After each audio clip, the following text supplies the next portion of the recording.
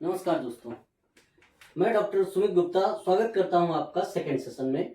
पहले सेशन में हम लोगों ने सीखा general anatomy of anal canal. उसमें बहुत सारे स्ट्रक्चर हम लोगों ने डिस्कस किए, लेकिन बहुत सारे फिर भी छूट गए क्योंकि हम लोग धीरे धीरे सीरीज में सीखते जाएंगे। तो पहले सेशन में जो सीखा था उसको 1 मिनट में जल्दी से आपको रिवाइज करा देते हैं, उसी में कुछ स्ट्रक्चर्स और ऐड करते हैं। जैसे हम लोगों ने सीखा था कि एनल कैनाल हमारी लार्ज इंटेस्टाइन का बिल्कुल डिस्टल पार्ट है, एंड पार्ट है, ठीक। उसके जस्ट ऊपर के हिस्से को हम लोग क्या कह रहे थे? रेक्टम। रेक्टम और एनल कैनाल जिस पॉइंट पर एक दूसरे के साथ मीट करते हैं इसको बोलते हैं एनोरेक्टल जंक्शन। जो हम लोगों ने सीखा था इसी को बोलते हैं, ये जो पॉइंट है इसी को बोलते हैं एनोरेक्टल जंक्शन। और ये जो रिंग लाइक स्ट्रक्चर बना है इसी को बोलते हैं क्या? Anorectal ring. ये रेक्टम है, यहां पर हमारा मल स्टोर होता है, ठीक। ये एनल कैनाल है। हम लोगों ने सीखा था कि यहां पर इस लाइन को अगर हम ऐसे ड्रा करें तो इसको बोला जाता है पेल्विक डायाफ्राम। पेल्विक डायाफ्राम ये एक ऐसी बाउंड्री है जो पेल्विक रीजन और पेरिनियम रीजन, इसके नीचे हिस्से को पेरिनियम रीजन बोलते हैं और ऊपर हिस्से को पेल्विक रीजन बोलते हैं, ठीक। ये एक ऐसी बाउंड्री है जो दोनों पार्ट्स को डिफरेंशिएट करती है, डिवाइड करती है, ठीक। इसके ऊपर के हिस्से को पेल्विक रीजन कहते हैं, नीचे को पेरिनियम कहते हैं, ठीक। अब देखिए, ऊपर से यहीं पर मसल होती है जिसको बोलते हैं लिवेटर एनाई मसल। कैसे बनी होती है वो हम लोग धीरे धीरे सीखेंगे। ऊपर से अगर हम 1.5 सेंटीमीटर नीचे चलते हैं तो हमको कुछ कॉलम जैसे स्ट्रक्चर मिलते थे। अगर आपको याद हो, उन कॉलम को हमने क्या नाम दिया था? Anal column of Morgagni. इनके बेस पर कुछ वाल्व लाइक स्ट्रक्चर थे जिन्हें एनल वाल्व कहा था। यहीं पर कुछ साइनस थे, एनल साइनस बोला जाता था इनको, और उन्हीं के अंदर एनल ग्लैंड्स प्रेजेंट थी। और मैंने आपसे कहा था कि जो एनल ग्लैंड्स होती हैं वो म्यूकस सिक्रीट करती हैं। जैसे हमारे माउथ में 3 टाइप्स की सैलिवरी ग्लैंड्स होती हैं, पैरोटिड, सबमैंडिबुलर और सबलिंगुअल। ये सलाइवा सिक्रीट करती हैं। जब हम कभी फूड लेते हैं तो उसको लुब्रिकेट करने का काम करती हैं और उसमें कई सारे एंजाइम होते हैं, तो फूड का डाइजेशन माउथ से स्टार्ट हो जाता है और कई सारे पैथोजन से भी बचाने का काम करते हैं। सैलिवरी अमाइलेज वगैरह एंजाइम्स होते हैं। वैसे ही एनल कैनाल के अंदर जो एनल साइनस होते हैं उनमें कुछ ग्लैंड्स प्रेजेंट होती हैं जिन्हें बोलते हैं एनल ग्लैंड्स। म्यूकस सिक्रीट करती हैं जो हमारे मल को लुब्रिकेट करती हैं ताकि वो बॉडी से आसानी से फिसल के निकल जाए। कभी कभी उन्हीं में इन्फेक्शन हो जाता है और इन्फेक्शन होने के कारण फिस्टुला डेवलप हो जाता है।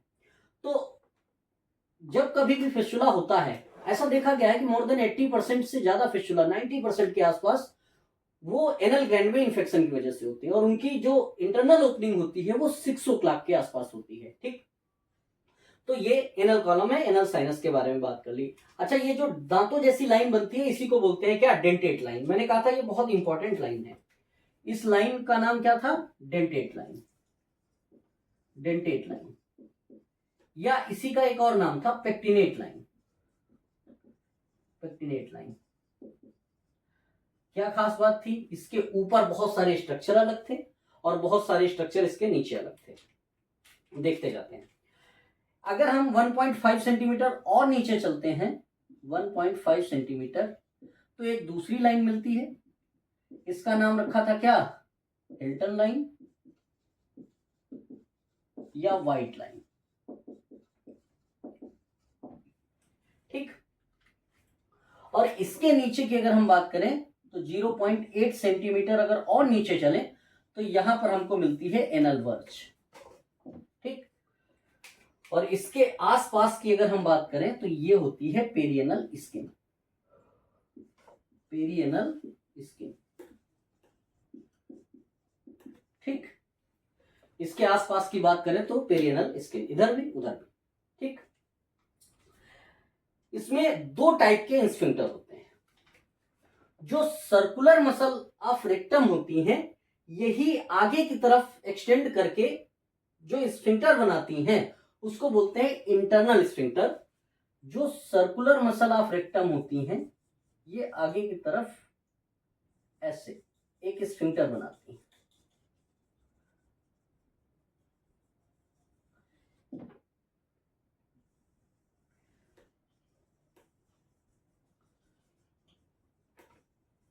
ये और ये इसको बोलते हैं इंटरनल स्फिंक्टर। क्या बोलते हैं?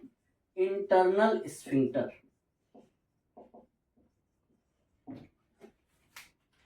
और जहां से लिवेटर नाई मसल होती है वहां से एक और स्फिंक्टर बनता है, उसका नाम होता है एक्सटर्नल स्फिंक्टर। ये एक्सटर्नल स्फिंक्टर है, ये हमारा एक्सटर्नल स्फिंक्टर है। तो जो अंदर की तरफ स्फिंक्टर बना वो इंटरनल स्फिंक्टर है और इसको बोलते हैं क्या? External sphincter.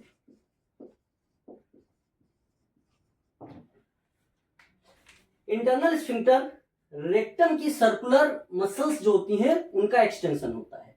कहां तक होता है? ये होता है आपका व्हाइट लाइन तक या हिल्टन लाइन तक। नेचर में ये कैसा होता है? नेचर में ये इनवॉलंटरी होता है, क्योंकि यहां पर जो सप्लाई होती है वो ऑटोनोमस नर्वस सिस्टम की सप्लाई होती है, जबकि एक्सटर्नल स्फिंक्टर जो होता है वो नेचर में वॉलंटरी होता है। ओके, इनके बीच जो स्पेस होता है एक्सटर्नल और इंटरनल के बीच, ये कहा जाता है क्या? जो ये वाला स्पेस कहा जाता है इंटर स्फिंक्ट्रिक स्पेस।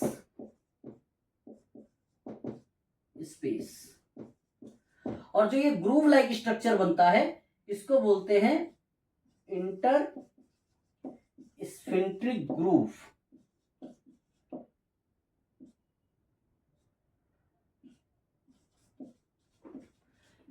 जब कभी किसी को फिसर होता है तो फिसर के केस में इसी इंटर स्फिंक्ट्रिक ग्रूव से जाकर के जो इंटरनल स्फिंक्टर होता है उसका लेस देन 30% थोड़ा सा कट कर देते हैं, जिससे स्पाज्म खत्म हो जाता है, तो फिसर ठीक होने में बड़ा आसानी होती है, पेन में भी रिलीफ होता है। क्योंकि इसके ऊपर की जो नर्व सप्लाई होती है डेंटेट लाइन के ऊपर वो ऑटोनॉमिक नर्वस सिस्टम होता है और नीचे की जो नर्व सप्लाई होती है वो सोमैटिक नर्व की सप्लाई होती है। तो अब हम लोगों ने स्फिंक्टर के बारे में जाना, हालांकि अभी इसके बारे में काफी कुछ जानना है। स्फिंक्टर किस चीज के बने होते हैं, कैसे बनते हैं, किस टाइप की मसल्स होती हैं, इनके कैरेक्टरिस्टिक्स क्या हैं, वो हम लोग धीरे धीरे सीखेंगे। तो अंदर की तरफ जो स्फिंक्टर होता है उसको बोलते हैं इंटरनल स्फिंक्टर, जो बाहर की तरफ होता है उसे बोलते हैं external sphincter. External sphincter, external sphincter. ठीक, तो ये समझे। अब हम लोग इसके ब्लड सप्लाई के बारे में सीखते हैं। तो हम लोगों ने ये सीख लिया था, ये इंटरनल स्फिंक्टर है और ये एक्सटर्नल स्फिंक्टर है। ये बड़ी इंपॉर्टेंट लाइन हम लोगों ने सीखी थी, dentate line. Dentate line border है कई चीजों का। इसके ऊपर की जो ब्लड सप्लाई है, यहां पर जो ब्लड सप्लाई होती है वो सुपीरियर रेक्टल वेन सप्लाई करती है। ठीक, सुपीरियर रेक्टल वेन जो होती है वो यहां से ब्लड लेके जाती है और मिलती है इंफीरियर मेसेंट्रिक वेन से। इंफीरियर मेसेंट्रिक वेन जब ऊपर चलती है तो ये स्प्लीनिक वेन से कनेक्ट होती है, स्प्लीनिक वेन से कनेक्ट होती है और स्प्लीनिक वेन के साथ ज्वाइन होने के बाद ये ओपन होती है हिपैटिक पोर्टल वेन में। ये है hepatic portal vein. Hepatic portal vein मतलब कहने का ये हुआ कि जो पाइल्स होता है दो टाइप का है, मैंने बताया था। एक होता है इंटरनल हिमोराइड और एक होता है एक्सटर्नल हिमोराइड। तो इंटरनल हिमोराइड जो होता है वो सुपीरियर रेक्टल वेन्स के डायलेटेशन की वजह से होता है। अब अगर किसी के हिपैटिक पोर्टल वेन में कुछ कंजेशन हुआ, हाइपरटेंशन हुआ, तो ये जो ड्रेनेज है ऊपर की तरफ ब्लड जा रहा है ये नहीं जा पाएगा। नहीं जा पाएगा तो नीचे की तरफ प्रेशर बढ़ेगा, नीचे की तरफ प्रेशर बढ़ेगा तो उसकी वजह से होगा क्या कि यहां पर जो सुपीरियर रेक्टल वेन है उनमें डायलिटेशन हो जाएगा और इंटरनल हिमोराइड हो जाएगा। मतलब हिपैटिक पोर्टल वेन में अगर कंजेशन हुआ, हाइपरटेंशन हुआ तो पाइल्स हो जाएगा, है ना। तो सोचिए यही के रीजन पाइल्स के लिए नहीं रिस्पॉन्सिबल है, यहाँ का रीजन भी रिस्पॉन्सिबल है। तो अगर कभी कोई पाइल्स का पेशेंट आता है और कंप्लेन करता है तो उस सिचुएशन में हमें हिपैटिक सिस्टम पर भी थोड़ा नजर बनाए रखनी जरूरी होती है।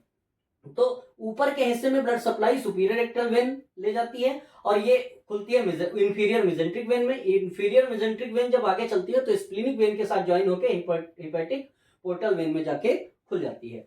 अब नीचे की बात करें तो नीचे अगर हम बात करें तो इंफीरियर रेक्टल वेन सप्लाई करती है। Inferior rectal vein, inferior rectal vein जो होती है ये जाती है पुडेंडल वेन में, पुडेंडल वेन में, और पुडेंडल वेन जो होती है ये इंफीरियर वेना कावा में खुलती है, इंफीरियर वेना कावा में। तो ऊपर की ब्लड सप्लाई अलग है और नीचे की ब्लड सप्लाई अलग है। अच्छा, अगर हम बात करें नर्व सप्लाई की तो इस डेंटेट लाइन के ऊपर की जो नर्व सप्लाई है वो ऑटोनॉमिक नर्व सप्लाई है, ऑटोनॉमिक नर्वस सिस्टम ये काम करता है। ऑटोनॉमिक नर्वस सिस्टम दो पार्ट्स में डिवाइडेड होता है, एक होता है सिंपैथेटिक नर्वस सिस्टम और एक होता है parasympathetic nervous system.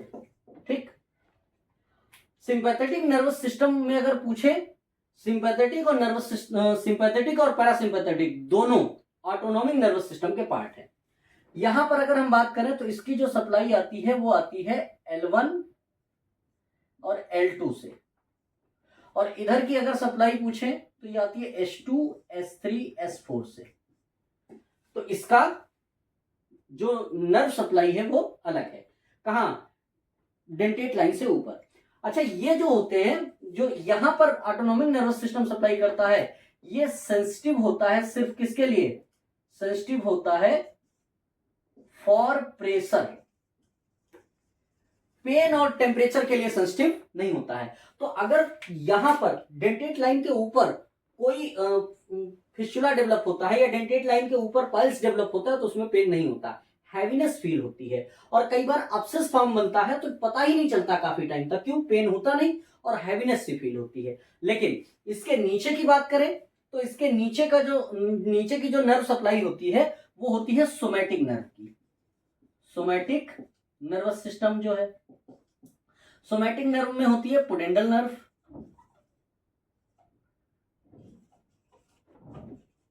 Pudendal nerve जो होती है ये सेंसिटिव होती है पेन और टेम्परेचर दोनों के लिए, पेन और टेम्परेचर दोनों के लिए। इसलिए कभी नीचे के हिस्से में कोई कट लग जाए, अब्सेस डेवलप हो जाए, बहुत पेन होता है, पेशेंट आएगा कि जैसे टपकने जैसा पेन हो रहा है, और उस चक्कर में कई बार फिशर के केस में स्पाज्म डेवलप हो जाता है। पेशेंट मलत्याग के लिए जाता है तो जाने से पहले डरता है, स्पाज्म की वजह से उसको मलत्याग करते जाते टाइम बहुत परेशानी होती है, और मलत्याग करने के बाद भी उसको काफी देर तक जलन, दर्द और मतलब बड़ी परेशानी का सामना करना पड़ता है, क्योंकि नीचे के हिस्से में सोमैटिक नर्व की सप्लाई है और सोमैटिक नर्व जो होती है ये पेन और टेम्परेचर दोनों के लिए सेंसिटिव है। ठीक है, तो अच्छा, फिशर में होगा क्या कि जब कभी मल हार्ड आएगा और यहां से जब निकलेगा तो यहां पे लॉन्गिट्यूडनल कट लगेगा। अच्छा, डेंटेट लाइन के नीचे ये वाली जो ये पूरी इपिथीलियम है ये स्क्वेमस इपिथीलियम है, ऊपर कॉलमनर इपिथीलियम होती है, और स्क्वेमस इपिथीलियम में यहां पर केराटिनाइज्ड है और यहां पर नॉन केराटिनाइज्ड है। नर्व सप्लाई पुडेंडल नर्व की है, तो अगर कभी मल हार्ड हो तो उस केस में यहां पर लॉन्गिट्यूडनल कट लग जाता है, जिसकी वजह से ब्लीडिंग भी होती है, बहुत पेन होता है। जब कभी भी पाइल्स की वजह से ब्लीडिंग होती है तो ब्लीडिंग तो फ्रेश होगी लेकिन पेन नहीं होगा। लेकिन कई बार ऐसा होता है कि पेन भी बहुत ज्यादा हो रहा है और ब्लीडिंग भी हो रही है, पेशेंट ये कहता है मुझे पाइल्स हुआ है, जानकारी ना होने के कारण, क्योंकि जब कभी भी मलद्वार से संबंधित किसी बीमारी का जिक्र होता है तो पाइल्स ही लोगों की जुबान पे आता है, लेकिन अगर पेन के साथ कोई आता है तो वहां पर फिशर होने के चांसेस ज्यादा होते हैं।